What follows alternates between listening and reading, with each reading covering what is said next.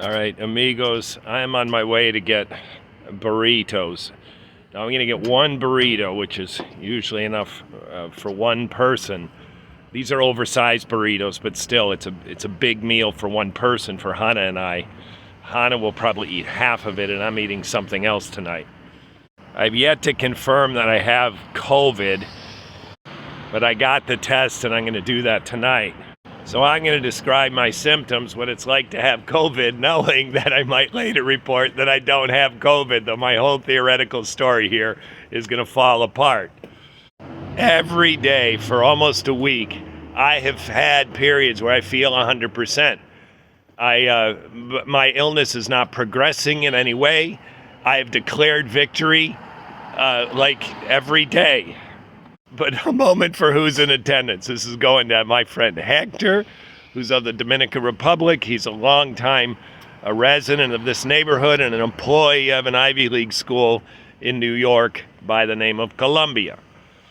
He also continues to operate a farm in Dominican Republic. Now, the other one on the list is Kevin. Kevin is a professional horticulturist. Kevin is a career firefighter. And Kevin can probably not imagine operating a farm when you're a flight away. Farming, by our expectations, the farmer kind of needs to be near the field. But put that in your, Hector manages it. So let me try to stay on track.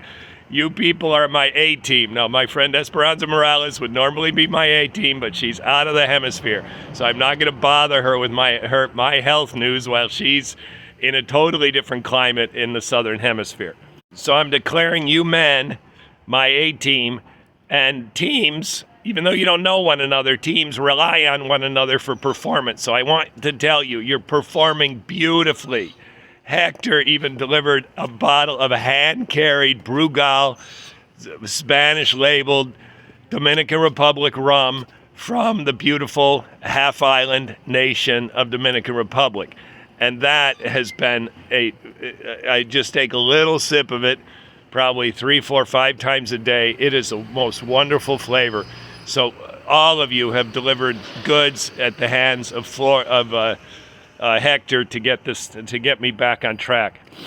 Then there's Adam in Arizona. Now, Adam has some plumbing problems, and his part of this color, I wish you could hear this story from Adam. I knew it was funny, and I was telling Hannah, and it wasn't very funny, so I said, you got to hear this from Adam. So Adam retells his plumbing story, which involves a low performance low performance building management crew that isn't getting the drain unplugged as fast as Adam thinks they should. By anyone's standards, they are slow. So Adam's plumber has COVID. That's in Arizona, outside of Phoenix. And then Adam's sister on the wonderful island of Staten Island, New York City. She is a teacher. And being a teacher, she has to, you can't just do what I'm doing, like, oh, I think I have COVID, and then I don't get tested. I got it for like a week, and I'm still not tested. She had to get tested promptly. Hector also has work people with COVID. One of his messages to me was, yep, COVID's back. I'm hearing about it at work. He didn't say this, but I assume that means absences with COVID as the explanation. And I repeat, he's an employee of an educational institution, and so they probably have some pretty strict, you're sick, you got to get tested. And then David is my A team. He is in amigos, not everyone knows this, but there's a place in this country called the 4 Points. It's where two navigated state boundaries come together and they cross at a perfect 90-degree angle, and that's Colorado, Nevada, Arizona, and New Mexico. And so they come together in a famous place called 4 Points. People driving across the country will often stop just to stand on this. It's a tourist attraction. It's not Disney World. It's not an amusement park. It's not a big thrill, but it is a big thing. I know a number of people who have been to 4 Points. My brother's in Colorado in the mountains, not too far from 4 Points. And then I've also already referred to my cousin Kevin, the firefighter and so on. And Kevin is also the firstborn of 14 cousins. So he was born in 1950 and I was born in 1964. These are to 3 families. So you do the math. I can't right now.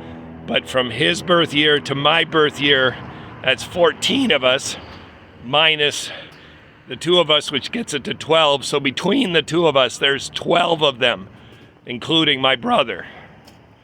So now I'm at the burrito place. Back to COVID symptoms. Hannah has a little bit of sinus trouble.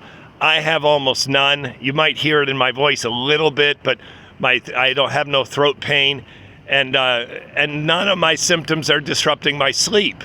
So I am sleeping a little bit more, but not a lot.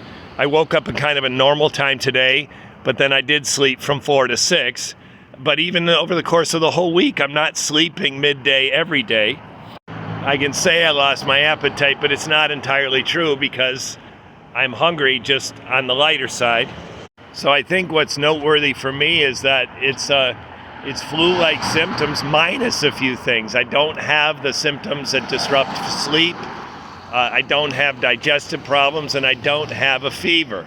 Hannah had a fever, but it came and went. We couldn't find our thermometer, and I never confirmed that she had a fever, but I think she did. She denied it. It was kind of a funny thing.